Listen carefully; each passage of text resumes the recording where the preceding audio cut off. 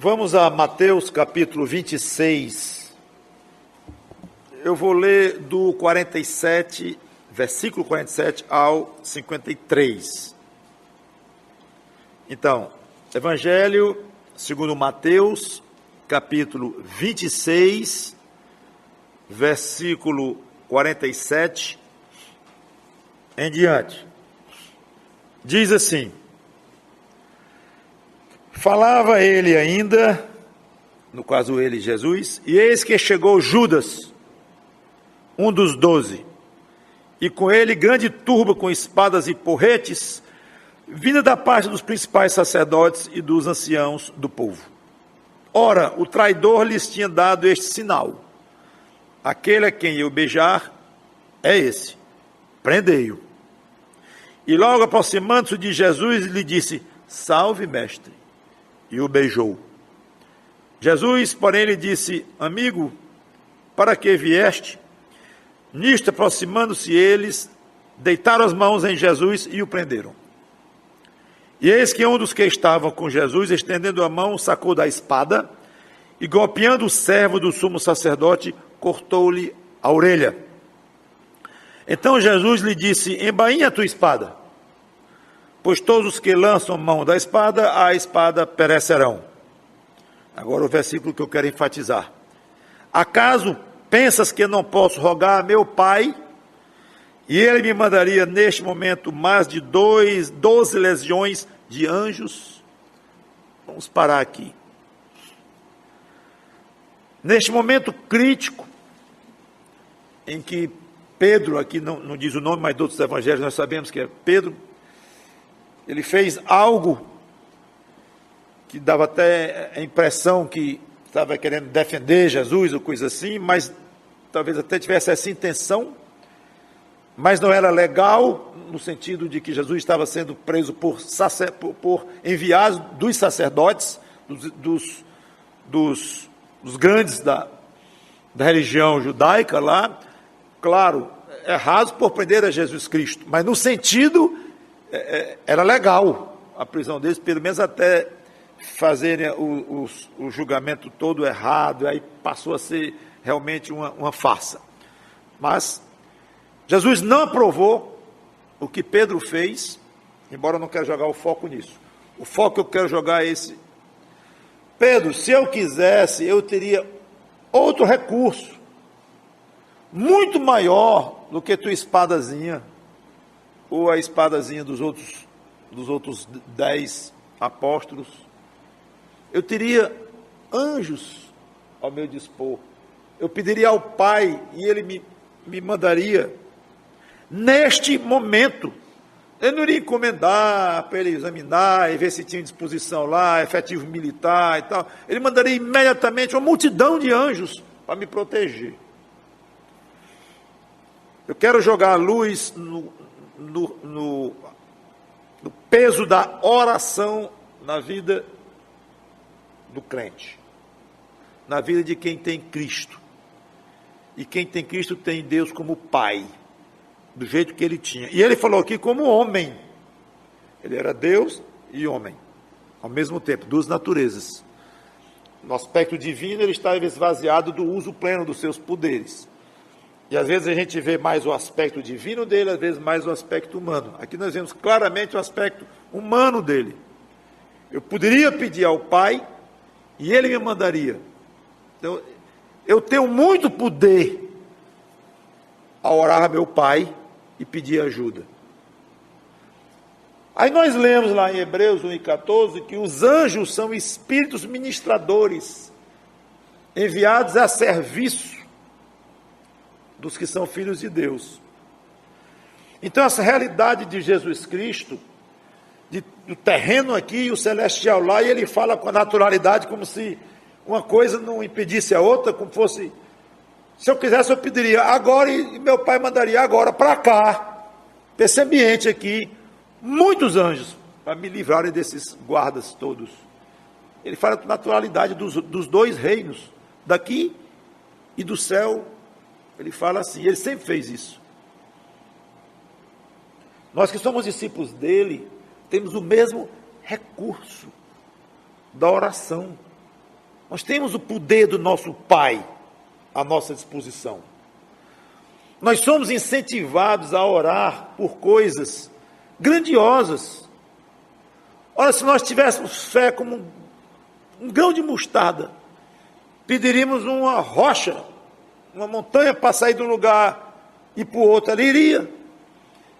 Então o poder da oração é muito grande, muito pode pela sua eficácia ou pelo seu poder, a súplica do justo. Então nós somos incentivados, muito incentivados, a pedir por coisas muito ousadas. Porque temos um Pai que manda, se quiser, na hora, imediatamente. Para ele não tem falta de poder, não tem falta de condições, não tem falta de suprimentos, não tem falta de nada. É só ele querer. Então a primeira lição que eu quero tirar desse texto aqui é esse aspecto do recurso que ele disse que teria, se ele quisesse utilizar, e que nós também temos.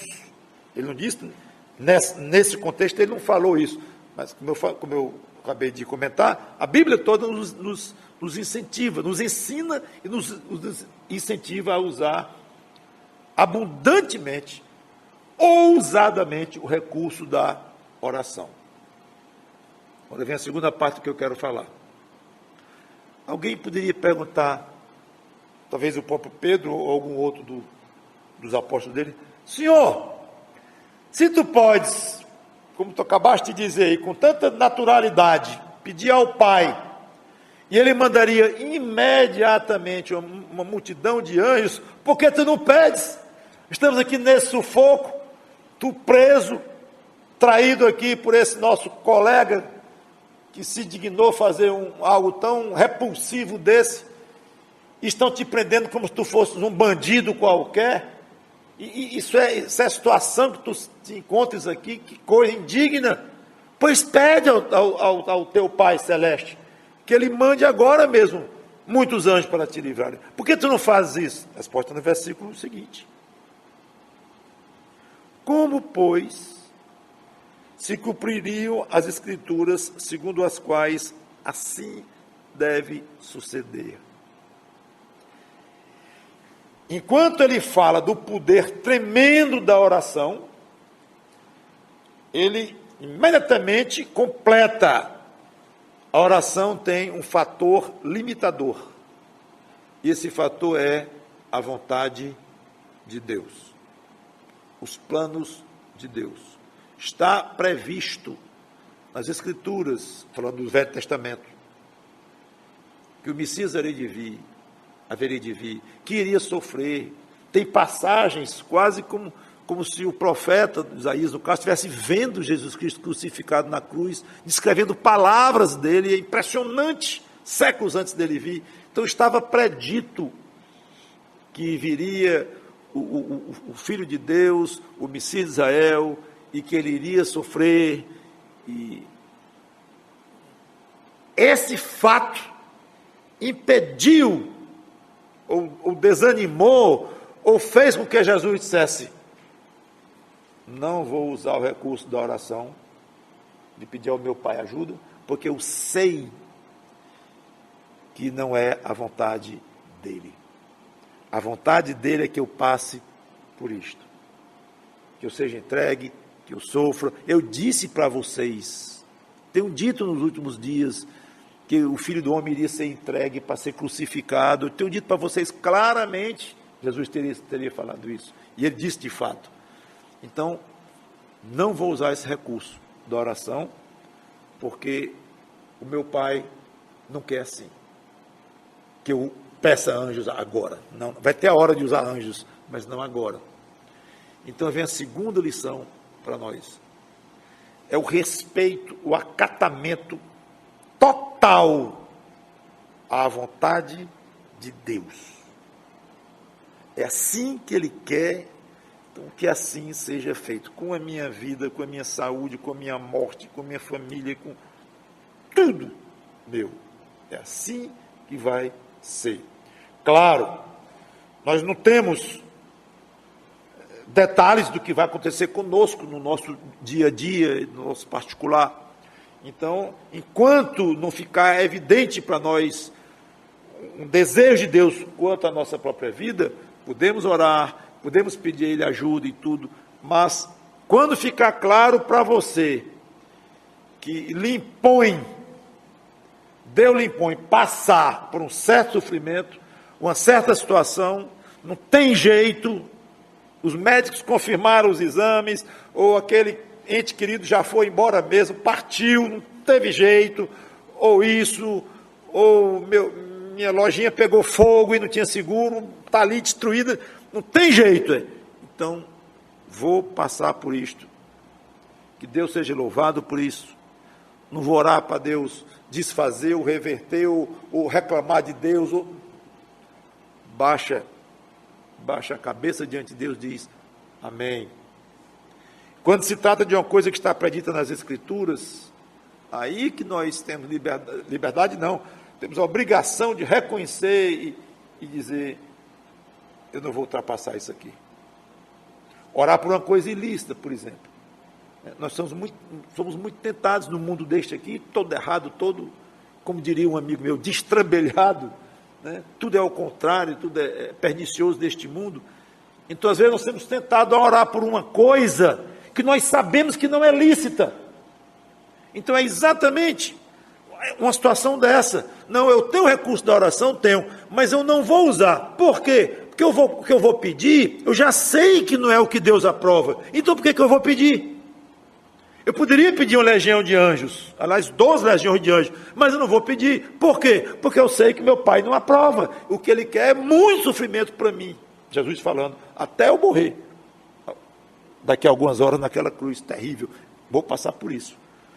Então, quando o crente vê, que sabe que a vontade de Deus está ali, ou revelada, ou pelo menos dentro do seu coração, para uma coisa mais particular, respeite e saiba que o recurso da oração naquele momento não deverá ser usado, a não ser oração para pedir forças, como ele pediu forças no Jardim do Getsemane, pouco antes dali, aí é outra história. Mas para você pedir uma coisa que você sabe que não é a vontade de Deus, não faça isto, é grave. E você vai passar por experiências desagradáveis, difíceis, e não vai ser bom. Aliás, alguém poderia perguntar, eu não iria saber responder nunca, mas se ele tivesse pedido? Mesmo sabendo que o pai queria que ele passasse por aquele sofrimento, pedido das legiões de anjos. Bom, é uma pergunta hipotética, porque é impossível. É impossível acontecer. Jesus encontra a vontade do pai dele. E eu não teria resposta para isso. Mas o fato é que ele parou respeitosamente. Daqui eu não passo. Então, irmãos, fica esta lembrança dupla. O poder da oração, o recurso fantástico, até o ponto de pedir, Senhor, manda anjos me protegerem. Porque lá diz, repetindo, que eles são espíritos enviados a nosso serviço, espíritos ministradores, que ministram de trabalho, enviados para nós. Nós podemos estar cercados de anjos agora que é ao nosso redor. Como Eliseu estava, e ele chegou ao redor da cidade, nos montes que rodeavam a cidade, e ele viu ali o exército celestial ao redor. E o ajudante dele não tinha visto. Aí ele orou e disse, Senhor, abre os olhos aqui dele. Quando o outro olhou também, aí viram que eles estavam protegidos. Então, a realidade angelical, celestial, ela está ao nosso redor. E demoníaca também. Atividades angelicais, no sentido, tanto anjos benignos como malignos, são realidades que estão ao nosso redor, a gente não vê, não enxerga, muito misterioso, nem devemos ir fundo para descobrir que a Bíblia não revela, mas são realidades. E Jesus usou isso com muita naturalidade. Eu posso pedir agora, ele manda um bocado de anjo me ajudar aqui, mas eu não vou. Então, use o poder da oração, use de uma maneira farta, de uma maneira ousada mesmo. Ao mesmo tempo, não saia do tom, e o tom é de acordo com a vontade de Deus. Vamos orar. Obrigado, Senhor Deus, pela Tua palavra, por esse exemplo magnífico que o Senhor Jesus Cristo aqui nos ensinou sobre oração. Interessante que a gente talvez nem pensasse nesse tema de oração, num momento tão traumático aqui, o próprio Jesus preso, traído, e aquela confusão, Pedro cortando a orelha do homem, e cai no chão, Jesus apanha, e depois cola miraculosamente, todo aquele tumulto grande ali. Aí nós temos uma lição de oração da parte de Cristo. Não vou pedir ao meu Pai, não. Eu sei que as Escrituras não vão nesse sentido de anjos agora, não. Mas eu vou ter que passar por isso. Coisa linda, Senhor Deus. Que nós sejamos muito fortes em nossas orações, eu digo fortes, frequentes, tenhamos confiança em Ti, porque forte és Tu. Mas que nossas orações encontrem poder do Teu trono, e ao mesmo tempo sejam muito cuidadosas, muito respeitosas à Tua vontade revelada na Bíblia e a Tua vontade impressa no nosso coração. É em nome do Senhor Jesus Cristo, este mesmo, nós falamos tanto dele aqui agora, que nós pedimos e agradecemos. Amém.